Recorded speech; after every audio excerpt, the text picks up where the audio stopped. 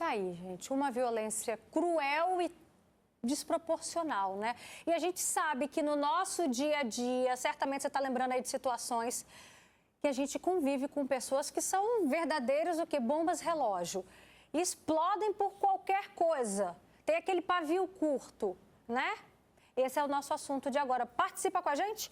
No nosso estúdio eu recebo o psicólogo Alexandre Brito. Muito obrigada pela sua participação. Obrigado. Rafael Pereira, que é especialista em segurança pública. Muito obrigada também, sejam bem-vindos. E a gente também recebe aqui a Evelyn Faria. Obrigada, Evelyn. E você lida com uma pessoa no seu convívio que também tem essa relação de pavio curto, Evelyn. Como é que é? Como que é essa convivência? Boa tarde. Sim, boa tarde, Roberta. Tá ligado? Tá ligada, né? Então, sim, e não é uma pessoa, são várias pessoas. Então, eu acho que é melhor você deixar para lá, morrer frouxo do que valente, entendeu? Então, várias coisas, vai tirar pergunta, às vezes até mesmo dentro de carro, já presenciei discutindo com o outro, aí um xinga o outro, e a gente não sabe se nessa hora a pessoa está armada, o que essa pessoa pode fazer uma com a outra, entendeu? Então, acho que o melhor é evitar. Já entendeu? teve uma situação que você se sentiu assim, com medo realmente do que pudesse acontecer? Sim. Sim, várias situações. Seja uma pergunta, não, deixa para lá, não, vou perguntar. Não, por favor, deixa para lá. Mas a pessoa vai e pergunta. E às vezes ocasiona de até sair briga, coisas sérias.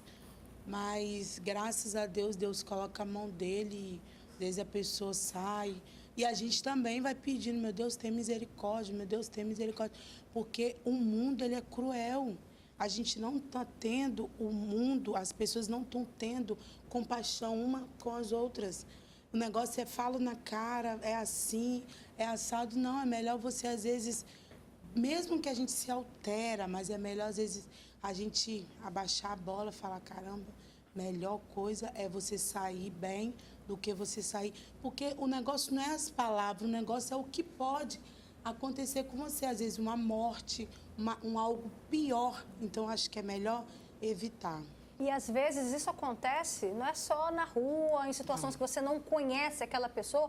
Quantos relatos a gente já leu aqui, já mostramos também dentro de casa, com determinados amigos. Certamente você deve ter um amigo que é conhecido aí como Estouradinho, o Valentão. Alexandre, o que explica esse comportamento em algumas pessoas? Pois é, quando a gente fala sobre esses comportamentos agressivos e que eles são o famoso explodir, né, que a gente fala que a pessoa explodiu, mas ao mesmo tempo que você não sabe, assim, não é um padrão recorrente, né, nós conhecemos até mesmo uma síndrome chamada síndrome do Huck, né, que na verdade ela tem um nome técnico, né, que é o transtorno explosivo intermitente. O que é isso? Vamos lá para quem está em casa entender. Transtorno explosivo significa o quê? Episódios de agressividade, episódios de intolerância, de impaciência. Você não sabe lidar com frustração, você responde de modo exagerado e desproporcional às situações. Então, por isso é explosivo. E é intermitente por quê? Intermitente significa o quê? Que pode acontecer a qualquer hora sem aviso prévio. Não é planejado, a pessoa não teve aquele comportamento ali porque ela pensou antes ou porque ela está ruminando há muito tempo. Não, você não sabe quando vai acontecer aquele comportamento. Então, é por isso que, às vezes, você com pessoas que têm esse transtorno, é o famoso pisar em ovos. Você não sabe quando ela vai explodir, por quê? É explosivo e é intermitente. Então, mas não é todo mundo que não sabe controlar a sua raiva, que também é diagnosticado com essa síndrome, para a gente não banalizar a violência, viu, gente? Isso, não. Ela tem uma série de critérios diagnósticos que um profissional pode fazer, que você inclui, por exemplo, ter tido 2 episódios na semana, até 3 meses tendo esses episódios. Não pode ser um transtorno de personalidade, não pode ser uma situação que você está se defendendo, né? Não é isso, assim, né? A famosa legítima defesa. Realmente algo que faz com que a pessoa ela não consiga lidar com episódios de frustração, ela acaba levando tudo ao pé da letra ela pensa, muitas vezes, assim, tem pensamentos em que tudo gira em torno dela e qualquer sinal do mundo é para ela. Então, ela logo se irrita com tudo e todos. Então, isso pode ter um acompanhamento, pode ter todo um processo para que isso não evolua para agressões que possam ter consequências graves. Ou seja, pode ser uma agressão verbal ou uma agressão física a partir dos 6 anos de idade. Olha, teve um outro caso aí de violência que chamou a atenção de todo mundo, que foi o da nutricionista agredida com uma cabeçada. Essa história aconteceu no ABC Paulista e, segundo o boletim de ocorrência, a mulher estava ali estacionando o carro quando, sem querer, subiu na guia da calçada, o pneu estourou. A situação teria assustado um homem que estava passeando com um cachorro. Estela, gente, é o nome dessa jovem, ela contou que quando desceu do veículo já começou a ser xingada por esse homem em um momento da discussão. E aí foi atingida, essas imagens que você vai ver aí, isso daí é revoltante, ela foi atingida com uma cabeçada no rosto. Ela teve, o nariz dela ficou fraturado e ela teve um afundamento de face. Olha isso. E aí, Rafael Pereira, a gente se pergunta, quando está no nosso âmbito familiar, quando se trata de alguém que a gente conhece, a gente até tenta se esquivar, mas quando acontece com alguém que a gente não conhece ali na rua, naquela situação de confusão, como que a gente deve lidar nessas horas? Bom, Roberta, como colocado até pelo psicólogo aqui, né, são situações em que não há nem como você prever, né, porque você não conhece o outro. São situações de surpresa, são situações em que ocorre aquela conduta, né, e muitas vezes, como as apresentadas aí, são condutas criminosas, delituosas, com tipificação no Código Penal Brasileiro, com pena, né?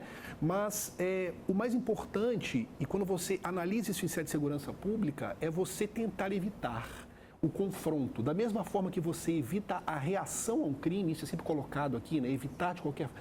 sempre que possível, né? Porque tem pessoas que literalmente reagem sem esperar ou sem querer aquela reação, né? Isso é do ser humano, ou ele congela, ou ele foge, ou ele reage. Mas isso vale também para essas situações de possível violência, evitar o confronto, né? Não há necessidade de você escalando esse confronto, né? Então, se há uma agressão verbal, não revide a agressão verbal, né? Isso não vai alterar o seu ego, a sua personalidade, quem você é. Então, quando eu entendo, você aceita aquela provocação e reage a essa provocação, né, você está deixando que o outro tome conta de você. Ou seja, você está deixando que o outro dê o rumo à sua próxima conduta. E, infelizmente, o outro pratica um crime e você coloca-se nessa situação. É claro que existem as chamadas excludentes da ilicitude, né? O estado de necessidade, a legítima defesa, o exercício regular de um direito, mas você se coloca em situação também de potencialidade criminosa. Você também estará em flagrante delito. Então, evitar esses confrontos, até porque a legislação ela pode ser muito severa. E olha só, nesse caso ali, viu? Mais uma vez a cena? Olha então mais uma vez. Ele dá uma cabeçada na Estela e ela, como uma tentativa de defesa, repara que ela acaba num instinto, também tentando revidar nessas horas. O que a gente também faz? Revidar pode ser pior? Olha, Roberta, infelizmente, não há, até nos manuais jurídicos e de segurança pública, não há nenhuma orientação para cada caso. É muito personalíssimo isso, até porque depende do tipo de conduta, depende do agressor com quem você está lidando. É claro que toda situação de violência, ela pode gerar como consequência imediata uma reação violenta, né? Agora, o próprio Rui Barbosa, grande jurista brasileiro, ele dizia que você também não tem que colocar o manto do covarde. Mas você não deve também, né, dar ensejo a uma escalada da violência, né? Porque existem os graus, né? O próprio Código Penal Brasileiro, ele inicia uma conduta dessa como um esbarrão, um empurrão como vias de fato, onde não há lesão, com uma pena ali de detenção de 15 dias a 3 meses, podendo um desdobramento, como o caso do engenheiro ali, uma lesão corporal com resultado morte, com uma pena de 4 a 12 anos. Ou muitas vezes, a depender do caso concreto, sendo considerado chamado dolo eventual, você tem um crime de homicídio doloso, com a pena de reclusão de 6 a 20 anos. Então, a legislação ela é severa nesse ponto, as pessoas têm que, é claro, né, que o mundo, ele muitas vezes conspira contra você, mas você tem que pensar que a vida em sociedade perpassa por situações de conflito e a forma de solucionar conflito é a lei. A lei, o poder judiciário, a polícia, o Ministério Público e não esse tipo de reação. Né? Porque você, além de se colocar em risco, você pode também se colocar na esfera criminal, ou seja, responder por eventual crime. É isso, né? Está sendo ameaçado, vai na polícia e faz a denúncia. Eu até recebi um comentário aqui no nosso Facebook da Mara, como eu sabia que esse comentário iria subir, eu já dei logo um print e vou ler aqui agora para vocês. Aconteceu uma situação com ela, olha isso, Roberta, aqui no prédio há uns 5 anos, tem uma pessoa que agrediu ela do nada. E aí depois o marido também resolveu, ela e o marido resolveram chamar a polícia. Só que não tinha câmera. Aí, depois de 5 anos, tudo voltou de novo. Ou seja, acredito que ela tenha sido também, do nada, agredida. Resumo, hoje ela está com síndrome do pânico. E agora ele entrou na justiça para tentar retirar as câmeras. Enfim, também não entendi se agora as câmeras foram instaladas. Mas, ou seja, como a Evelyn disse, isso acontece a todo instante. É com a nossa vizinhança, é com a pessoa no trânsito, às vezes é dentro de casa, com algum familiar ou com algum amigo, e isso deixa traumas, sim. Isso, quando o desfecho não pode ser ainda mais complicado. Olha só essa outra história. Um jovem de 26 anos foi morto depois que o primo dele, atropelou sem querer um cachorro.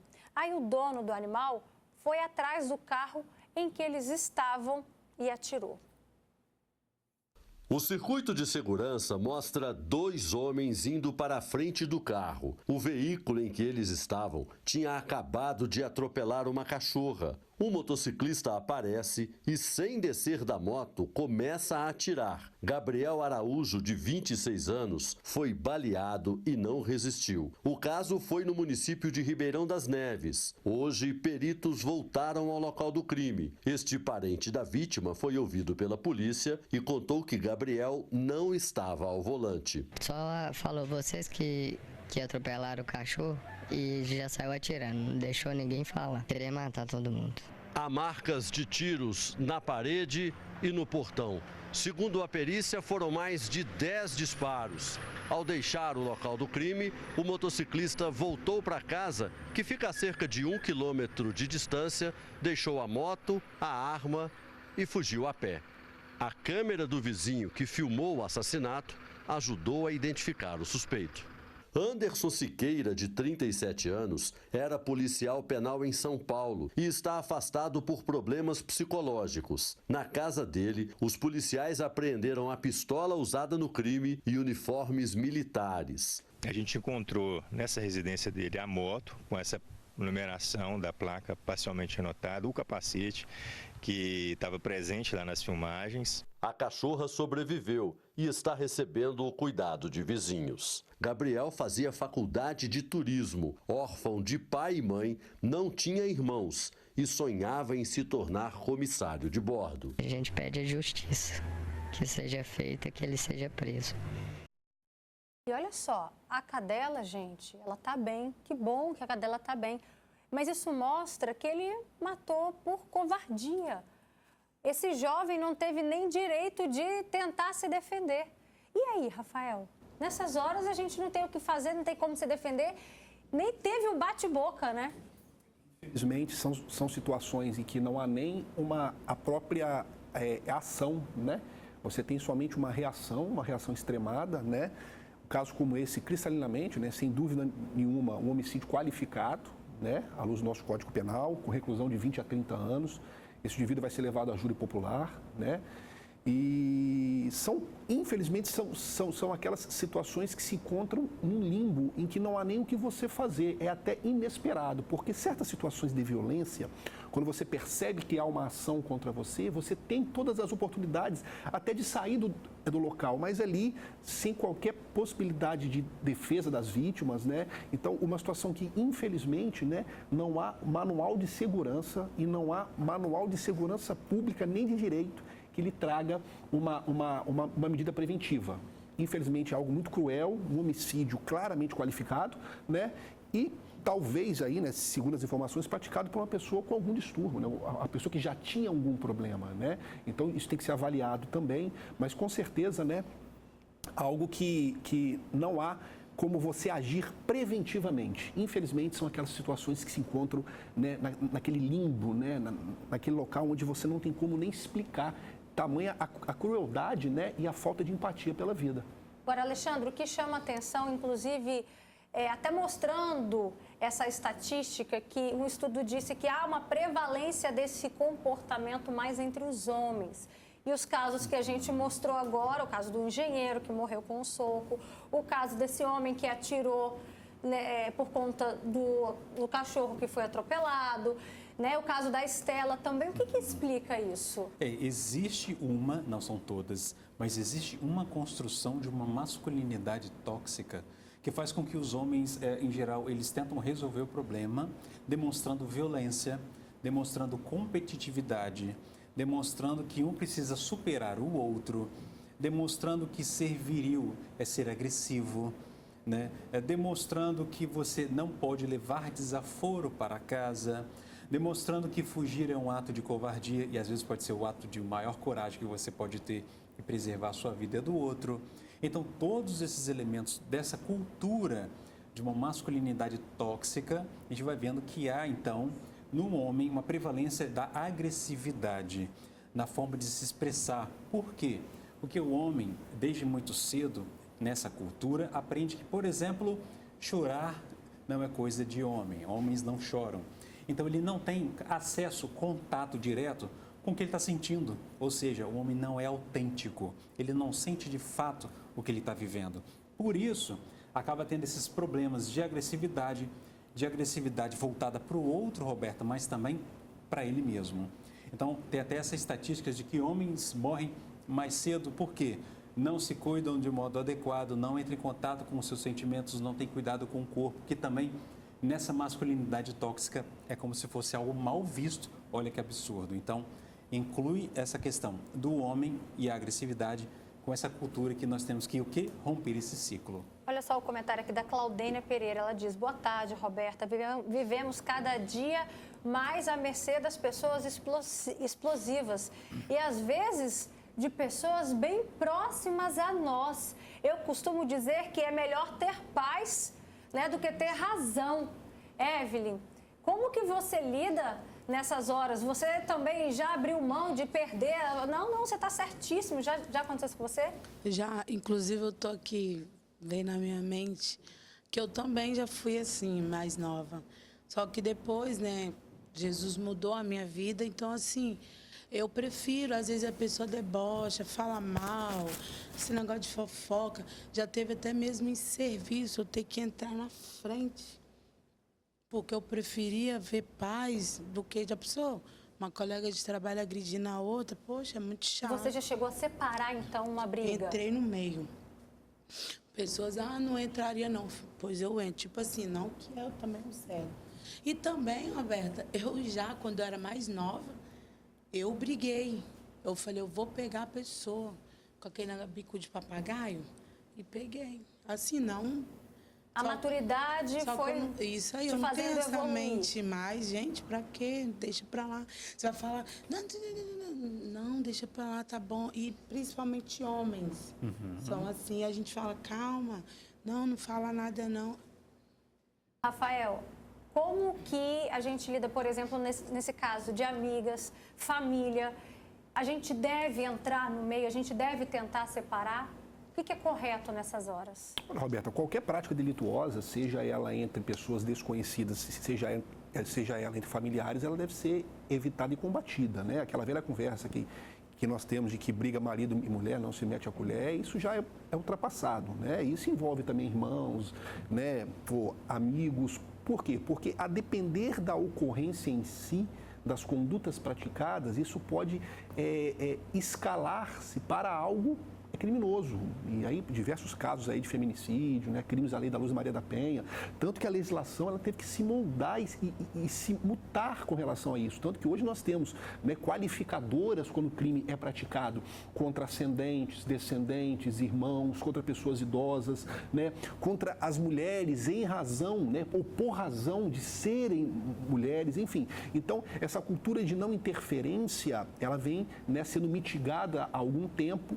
Porém, deve ser alertado sempre que a interferência pode trazer para aquele que interfere a violência. Então, o mais adequado é solicitar a interferência e o auxílio dos órgãos do Estado, da polícia, da guarda municipal, ou seja, onde temos os agentes com o preparo e com o amparo legal para praticar aquilo ali. Porque muitas vezes você pode interferir numa situação e você acaba se envolvendo não só na violência em si, mas também na prática de crime, né? Então pode sobrar para você algo, né, que não era a princípio contra você. Quantos casos nós temos o indivíduo foi assassinado porque interferiu numa briga de terceiros? Então, sim, se for possível, né, e principalmente se for entre conhecidos, que haja uma interferência no sentido de minimizar, mas se há uma percepção que aquilo está escalando para algo mais gravoso, o mais adequado a fazer é 190, é acionar a polícia, é acionar a guarda, porque aí sim os agentes vêm com a autorização do Estado, que é quem detém a violência legítima, e com os meios de aplacar ou reduzir aquela situação. Perfeito. Gente, muito obrigada pela participação de vocês. Que bom, Evelyn, que hoje você também é uma mulher madura, Sim. né? Resolve de outras formas os seus conflitos e também ajuda nos demais que você consegue. Obrigada, Alexandre. Obrigado. Obrigada também, Rafael Pereira. Uma boa tarde para vocês.